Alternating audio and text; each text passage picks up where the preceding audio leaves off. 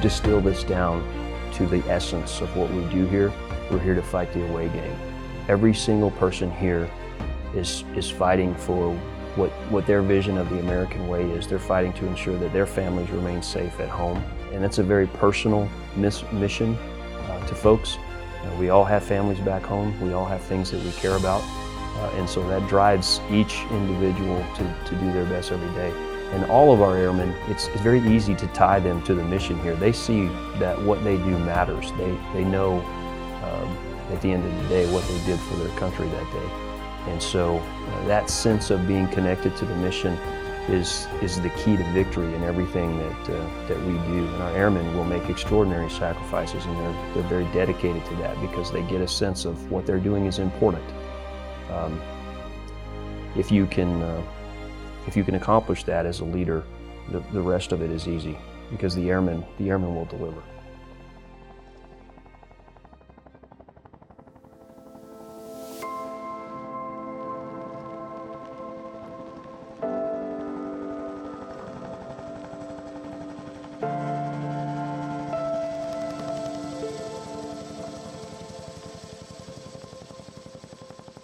We're responsible for personnel recovery across the entire DoD. And what that generally means is anyone who's isolated, either here or anywhere across the globe, if they need assistance, we stand ready to help them out.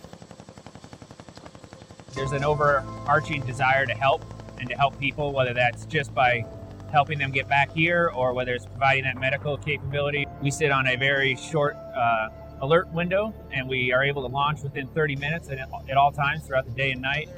And we provide that rescue and recovery capability across the theater to the coalition forces, to the joint force. And I think the guys get a great amount of satisfaction from knowing that their actions are directly helping people get back to their friends and family. The challenge here is the terrain, right? The altitude. We're surrounded by mountains, and generally most of the central and northern Afghanistan area is very high altitude. So that's where the CH-47s can really provide some special capability because of their ability to get to that high altitude area and insert the team. The PJs and the combat rescue officers have a pretty broad skill set, and it's difficult to stay sharp on all those skills. So continuing to keep them engaged through training, it keeps those skills sharp throughout the entire deployment so that when that call comes and we are asked to do our job, everyone's ready and postured to do that.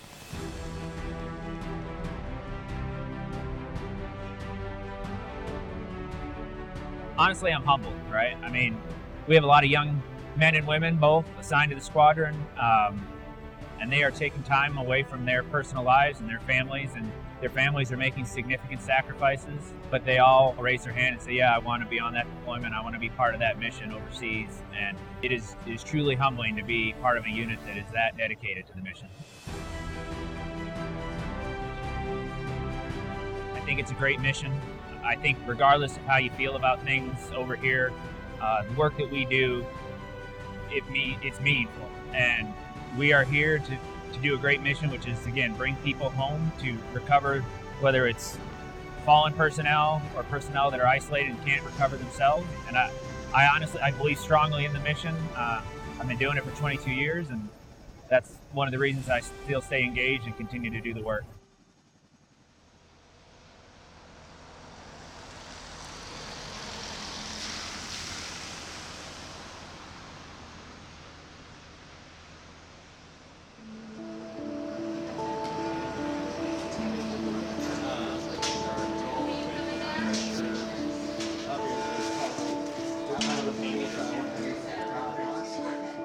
This is CENTCOM's biggest, baddest, most capable medical operation in the entire AOR.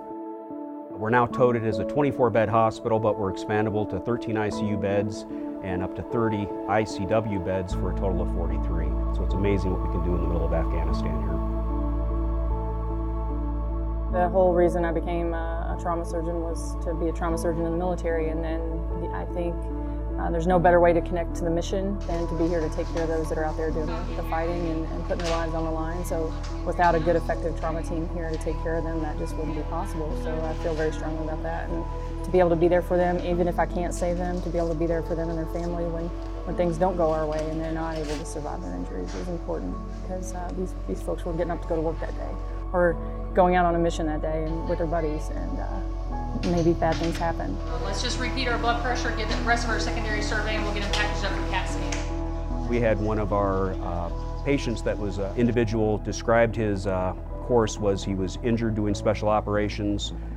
He's bloodied, he's confused, there's just the noise of combat going on. He's hurting, he's worried that he's not going to see his family. Next thing he knows, he's rolling, and when he looks up, he sees the flag, and he said, "I knew I was at Craig, I know I'm going to be safe." He didn't remember a thing until he woke up at the launch stool. So that flag is a huge symbol for our patients, it's a symbol for us, and it's a very big sense of pride for me in this facility.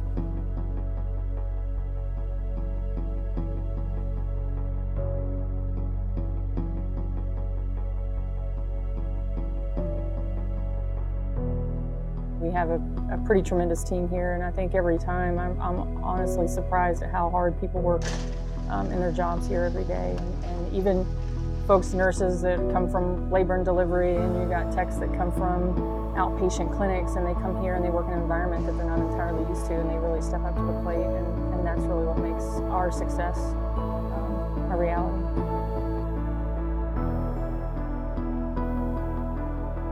Right on this last rotation, we had surgeons that were up working for 36 hours, and I never once saw anybody complain.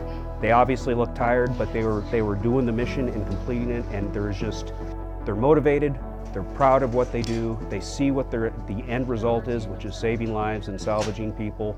They're at the top of the game. They come here, they're hungry, they're eager to perform. I can't think of a better job in the entire Air Force than the one that I'm in right now.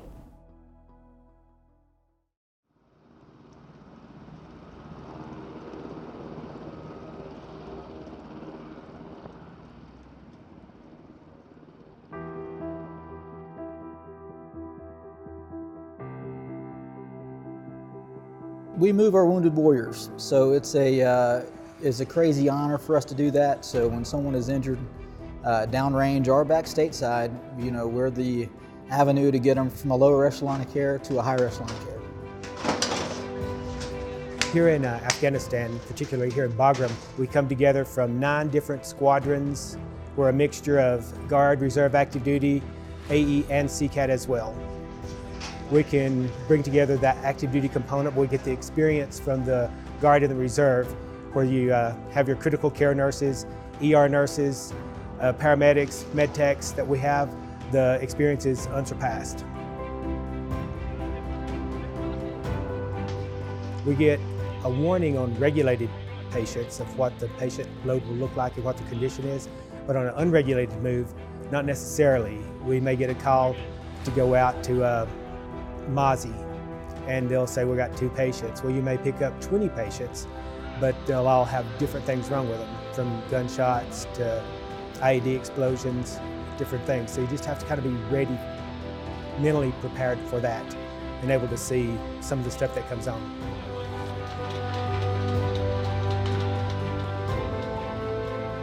I was out here in 2014, 5 years ago, and it was a little busier, it seemed. Then we had a little larger patient loads. But after that deployment, I got to go really just, it was actually a quilters meeting with my mom, and they made some quilts for veterans, and it was kind of weird, but one of the Marines that we brought back ended up showing up there, and he had an amputated hand and a broke ankle from his injuries, and he got to show up there. I'm going to try not to get too emotional, but he showed up there and actually talked about his patient movement.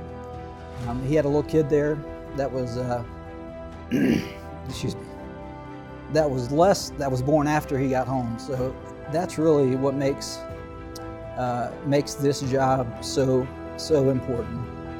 There's so much honor in it whenever we can bring home someone to their kid or their daughter or their wife or mom or dad. That's really why this is the best job I could ever imagine doing.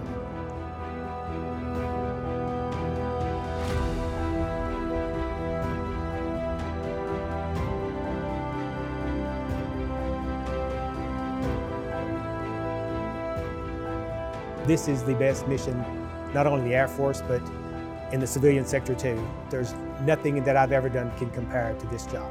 It's just knowing that you're bringing somebody's child, somebody's husband, somebody's wife, that you're taking them, getting them as close to home as possible after they've been injured. It's just the most gratifying thing you could ever do.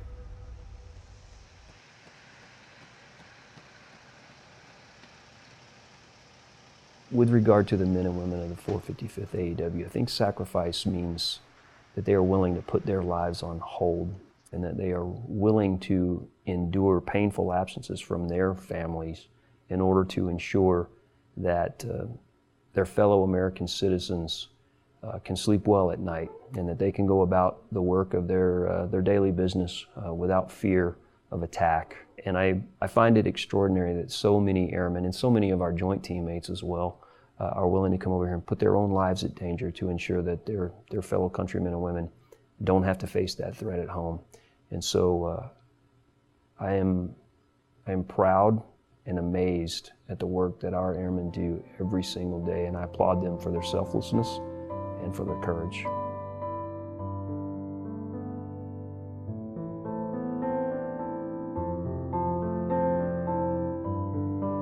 I never came in the military to be a general. That was never a thought that I had. I came in to fly and to fight for my country if needed.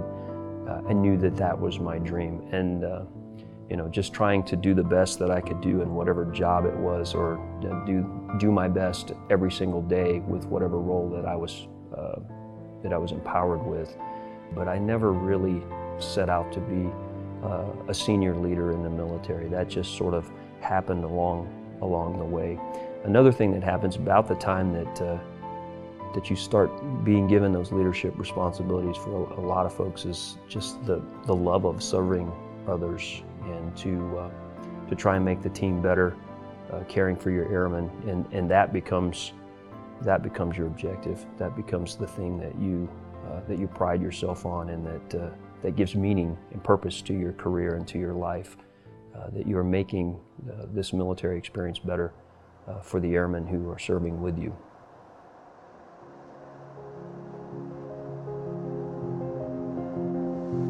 What's unique about our mission here in Afghanistan is partly the close integration with the ground forces, and the other part is the extreme requirement for precision in the fires that we apply. It goes from zero to full speed pretty quickly. Often of the time we're in the air, we'll spend a couple of hours just flying overwatch, and then when a firefight kicks off, you don't get a lot of warning for that. So it accelerates rapidly from not much going on to pretty high speed, low margin for error.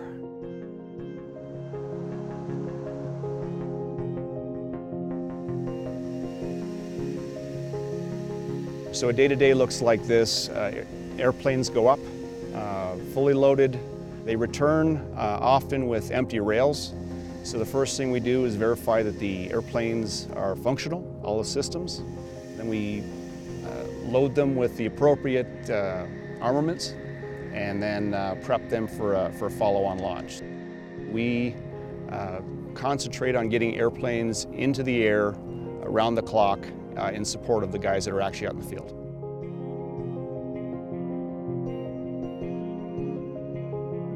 We were supporting one of the ground forces that was going out with Afghan National Army in a pretty remote village, and the ground forces were moving through the village to kind of sweep it of enemy forces. They ended up taking some very effective fire from various places around the village that we ended up having the opportunity to take care of with precision employment.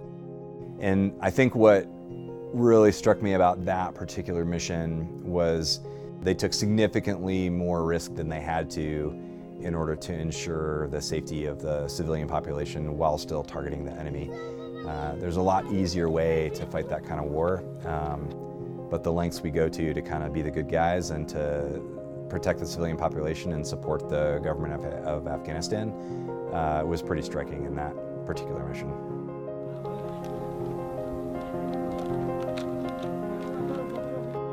This last 6 months is really a year and a half in the making. So to see us come together as a team and to be able to actually put our work into an operational environment is pretty fulfilling.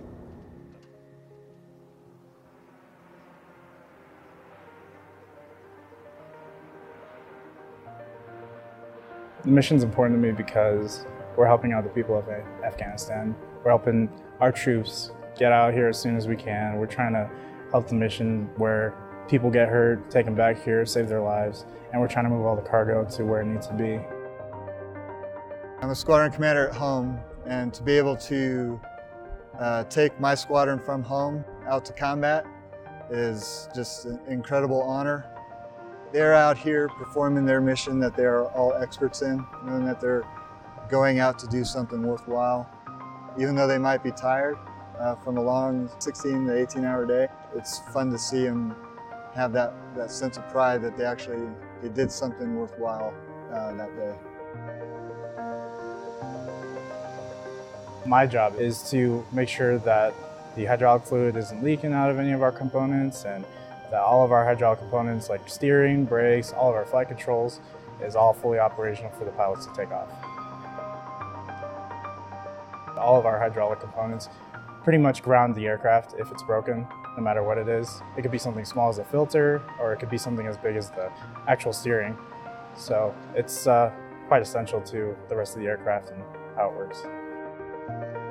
Everything is important that we do, and I believe that even, like I said, to the smallest inspection, it's essential.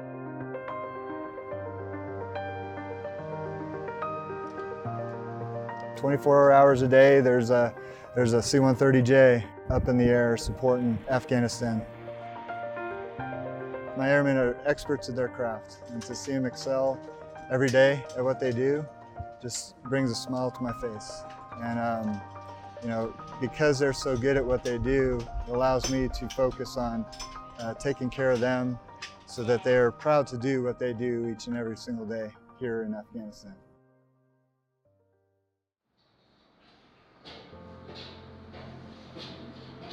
So the OSS provides seamless support to combat flight operations at both Bagram Airfield and Jalalabad Airfield, and we provide certain levels of support to Kandahar Airfield and several other airfields around the Afghanistan AOR as well. The different functions of the OSS are the intelligence flight. We have weapons and tactics flight, so both of those are wing functions. We also have wing aircrew flight equipment. Then we have current operations, airfield operations, and then the Jalalabad OLA.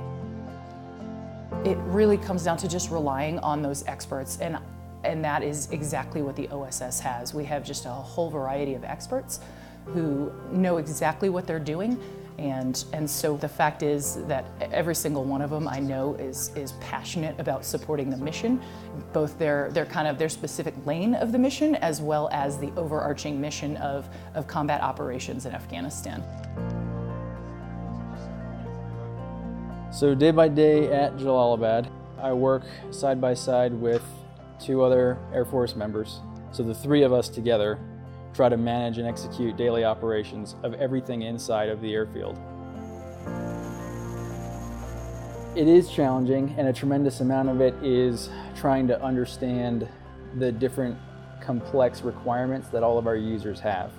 Jalalabad has an enormous amount of Army users, Army aviation, that is there, primarily helicopters, and we have UAS units that are there from a diverse background, and a number of other users that come in and out of the field to conduct operations in the local area.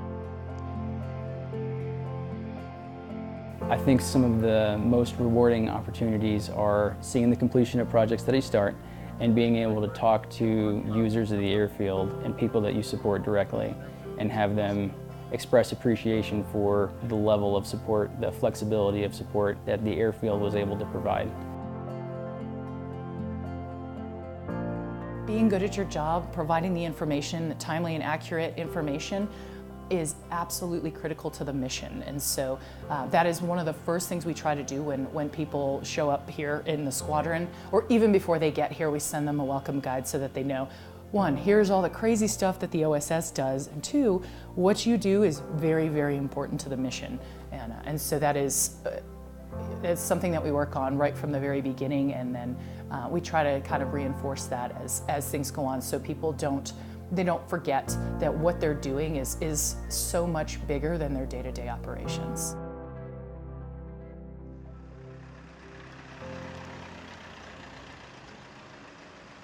We have a combat presence at Bagram and at Kandahar, and then we also own senior airfield authority at Jalalabad Airfield. So we have a presence there as well, where they run airfield operations. I think for the folks down there that communications, anytime you're going to be geographically separated from a subordinate commander, communication is going to be a challenge. I think we're very good at it, and the opportunities, though, are that the team down there has a degree of autonomy.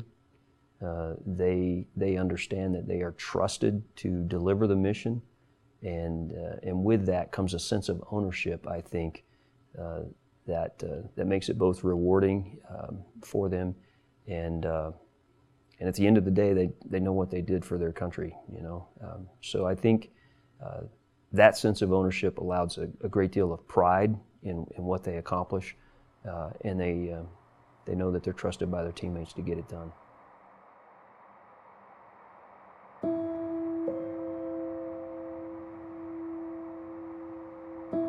Out here, it's a way bigger mission.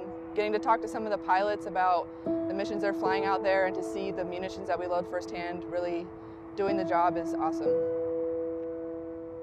I'm a weapons load crew member. We work in a team of 3, so we have the 1-man, the 2-man, which is my position, and then a 3-man. As a 2-man, I'm mostly responsible for handling the tools, preparing the racks for loading the bombs, preparing the rocket pods, helping out with any end of firing inspections and stuff like that. Out here we do obviously CAS and combat search and rescue, or personnel recovery, for all of our U.S. coalition and partner forces that are on the ground anywhere in Afghanistan.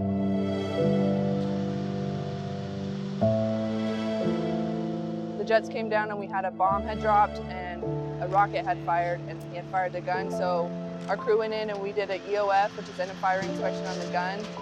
We did an EOF on the rocket pod to clean out where the rocket had been fired out of, and then we loaded the AGR rocket, and then a crew loaded the bomb onto the station, and then eventually they would be loading ammo.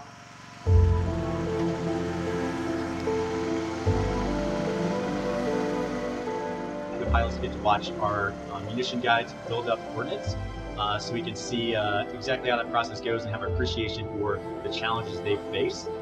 So everybody has a shared picture in this fight, and the better we have a rapport with those guys, the better it's going to go, the more efficient everything's going to be, so that we can bring those arms to bear on the enemy when the time comes.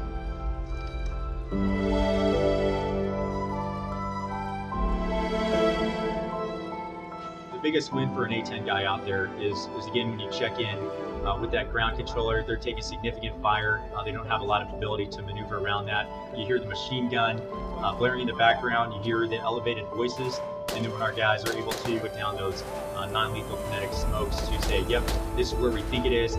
Immediately the JTAC, that's the exact tree line we're taking that gunfire from, and then within seconds we're in there with that 30mm gun along that tree line. And all of a sudden the next radio call is very calm. There's a quiet on the radio. The JTAC says, "Hog, good effects." And then we look to correlate and further find the enemy through there. But you can hear the instant relief in his voice. And for us, that's the best part of the job for sure. I love that. Hog guys live for that kind of response. So that's why we train so intensely for that.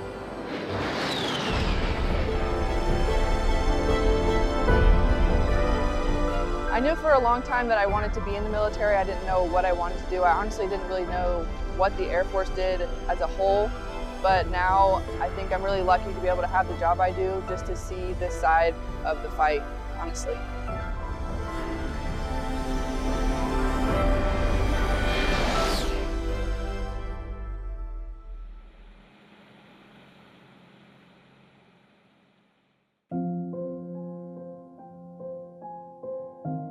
I get to see every day, the effects of that training that I got back in the States, but see what it does every day out here. It definitely brings a sense of pride that here we are, right in the middle of it, and we can reach anywhere in Afghanistan from here. So the MQ-9 is a medium altitude, long endurance, multi-piloted aircraft that we use for surveillance, reconnaissance, and then also we have some close air support missions. We are able to employ weapons if required. It's very high ops tempo where it's just a constant flow of takeoffs and recoveries throughout the day. Most of the aircraft are airborne every day for 21 hours. Some of them, they land, they're on the ground for 3 hours, maintenance turns them, and they're back airborne. Most of the crews that fly the mission are back in the States, so we just do the launch and recovery portion of the mission. We do all the maintenance on the ground, we turn the aircraft, we launch them, and right after takeoff, we hand back to the crews in the States, and they fly the mission from there.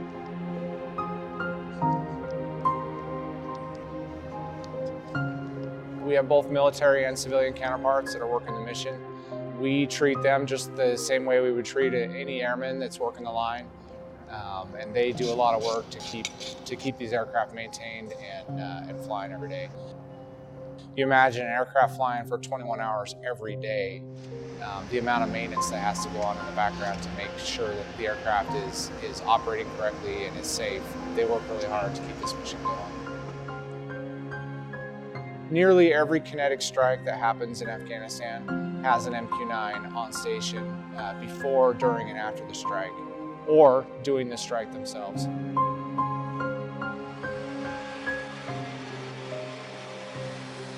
To be able to see what my airmen are able to add to the battlefield here in Afghanistan is really rewarding. Every single day, I see the effects that we put on the battlefield by enabling this mission.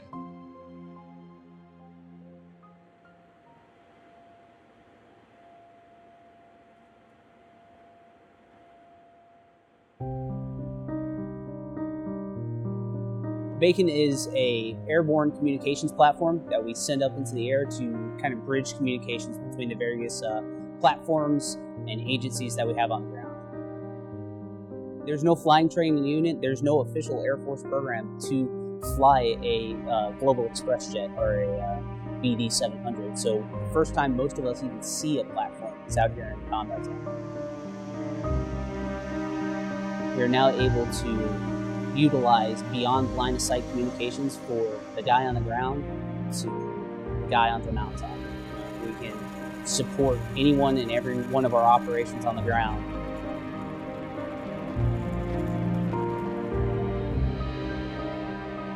I'm the day battle NCO for the JDOC that runs all the force protection and GDA operations for here on Capt. So running operations, doing battle tracking, talking to the guys on the ground, the guys out on missions, doing that stuff. So we use them for when our guys are doing certain operations, they're like 20K away.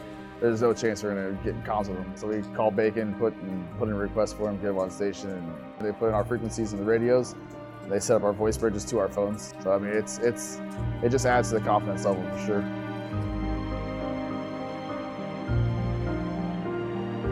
I think it's really great that we have contractors here. A lot of them are prior military or have retired, so they offer a lot of experience, and that makes us very effective. When it comes to maintenance, we only have 4 aircraft in our fleet, and we're still able to fly 24/7, 365 days.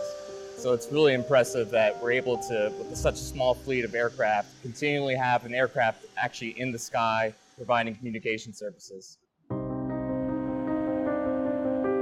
During the Kandahar elections, there was a key leadership engagement, and one of the Afghan generals, he was actually assassinated, but we also had one of our Attack South commander there, and he was shot during that incident.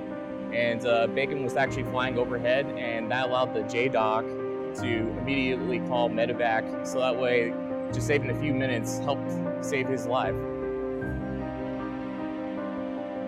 Those are the type of things that our Bacon is regularly doing, just making sure that communications, if things go bad, we can quickly respond and that it's reliable and theater support can help out.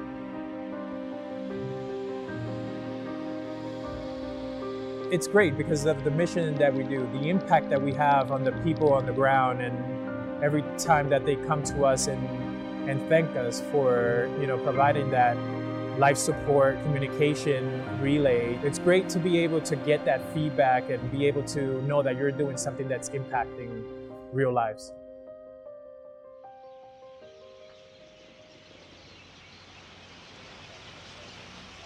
So I think first and foremost, as commanders, we set a vision, and then we inspire our airmen to achieve that vision. Along the way, we set milestones. We ensure that airmen have the resources to be successful. We provide oversight, and we bridge the levels of command. So we take the strategic and operational directives, we turn them into tactical deliverables. So that's really what we do. But I think one of the keys to success, from myself to my group commanders to the squadron commanders, is that sense of trust. So we explain the outcome that we're seeking, and then we get out of the way and we let those squadron commanders go forth and achieve the success that we've asked for. And the old saying is absolutely right. They will amaze you with their ingenuity, their passion, and their ability to get things done in a way that you might never have even thought of. So they do a great job.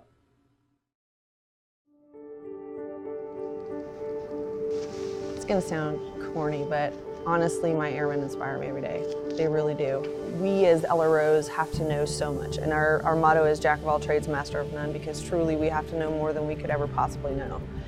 And the depth of knowledge that the airmen have blows me away.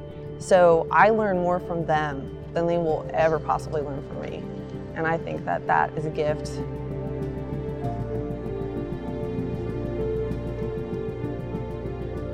I think one of the greatest things about being a logistician is that we touch absolutely everything on the base, especially in regards to the 455th mission.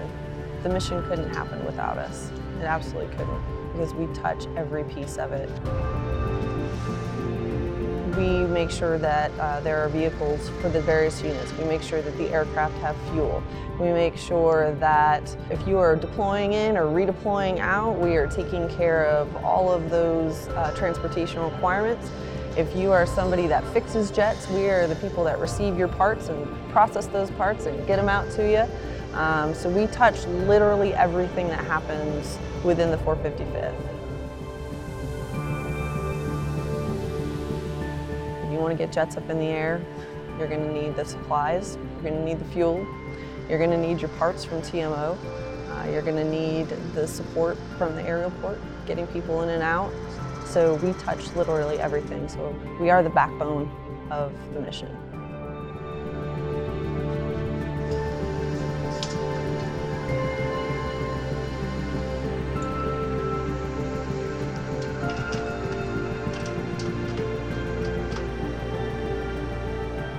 I've always said deploying is fun because you get to do your job for real, and we do. And we get to see the mission happen every day. And that's very exciting for us because it's not conceptual, it's actual. We get to kind of come in with fresh eyes and look at the way that logistics is being done here and make it a little better. And my two big things here is making the mission better, whether it's policies and practices or quality of life for the airmen that come through, and customer service. Because we are 100% customer service. Logisticians have no internal mission other than taking care of the customer, so we strive for the best customer service here on Bagram.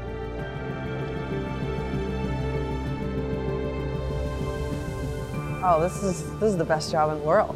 I mean, they tell you that coming into command, but it absolutely is the best job in the world.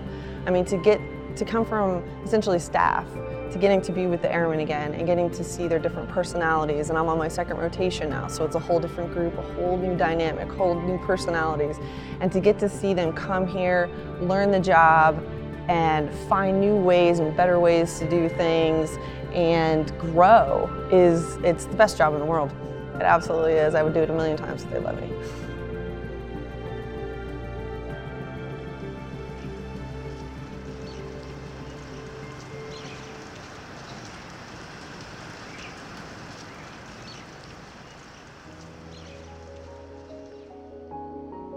We provide a very unique skill set when it comes to air base operations, in that we have a fundamental understanding of what it means to defend an airfield.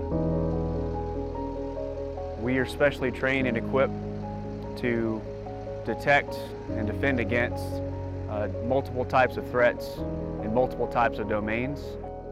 Honestly, this is probably one of the best missions to be a part of, because the mission that we're doing out here enables the men and women back home to be safe and secure. We take the fight to the enemy out here. Our role as security forces enables that fight by keeping these aircraft safe, keeping the men and women of this base safe so they can go out there and perform that mission.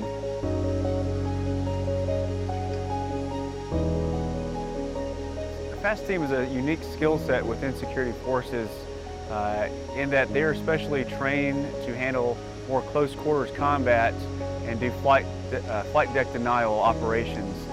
They go with the aircraft to secure deliveries of logistical equipment, transportation of personnel such as anyone transiting AOR, even detainee ops.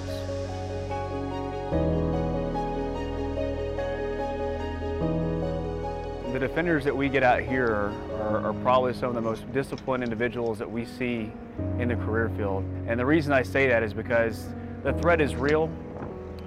That really kind of focuses how they perceive their mission and their role in that mission, because here it is nothing but mission, it is nothing but defense. And I think they find a lot of value in that, and I think they're very appreciative of that opportunity.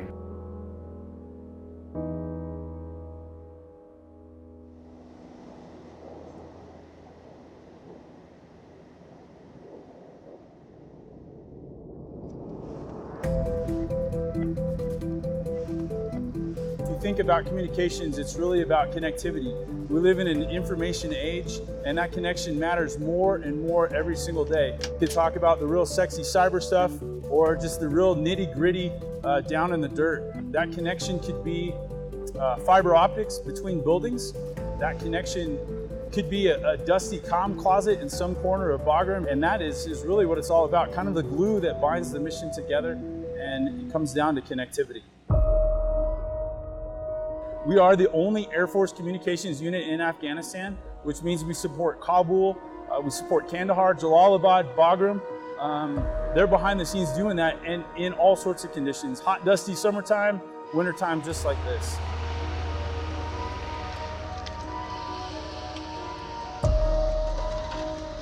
We literally reach out and touch everything on an installation.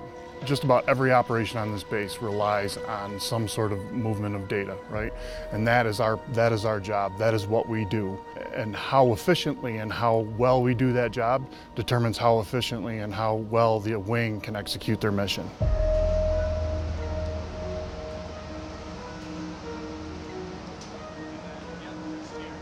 Being actually on the ground in Bagram, in Afghanistan, brings the reality home that this is no longer preparation, this is no longer training, but we're actually doing the job that we were trained to do. And to actually see the effect of what we're doing, we definitely see the impact of our job and all of our training.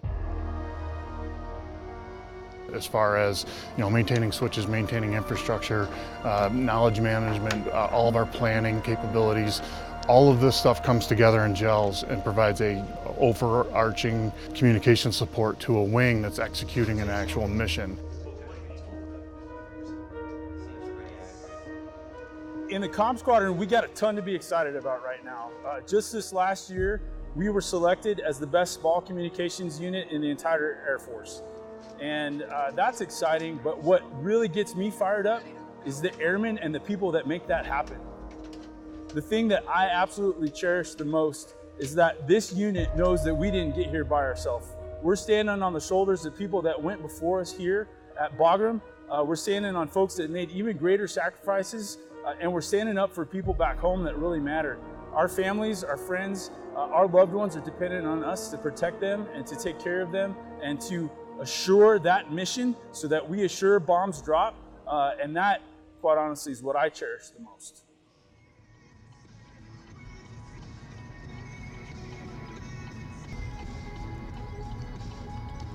I get to live my dream, and I have, and I feel very grateful for that. I've had the opportunity to fly the A-10, the F-16, and the F-35, and now back in the F-16 again. And at this level of my career, it's a blessing to be able to contribute tactically, directly to the mission. And so the mission is exciting, it's rewarding, it can be challenging and even scary at times.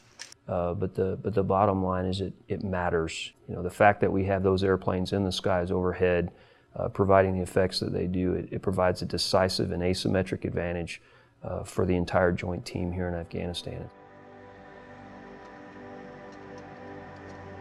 It can be challenging to balance all of the requirements of being a wing commander and still be tactically proficient and to continue flying, but it's worthwhile.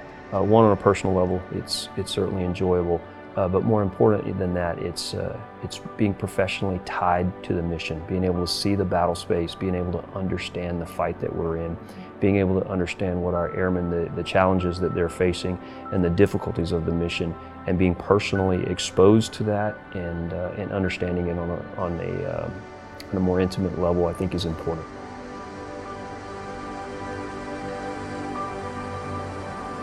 I just want our airmen to know that what they do is important. I want them to remember why they're here and who they're fighting for. It is to fight the away game. It is to ensure that this country is never used as a jumping off point for terrorism again. And every single job that they do here is critical. It's our combined efforts and the alignment of our skill sets that gives us the advantage here and that allows us to be so successful. And I just want to let all of our airmen know that I love them for what they do and for who they are.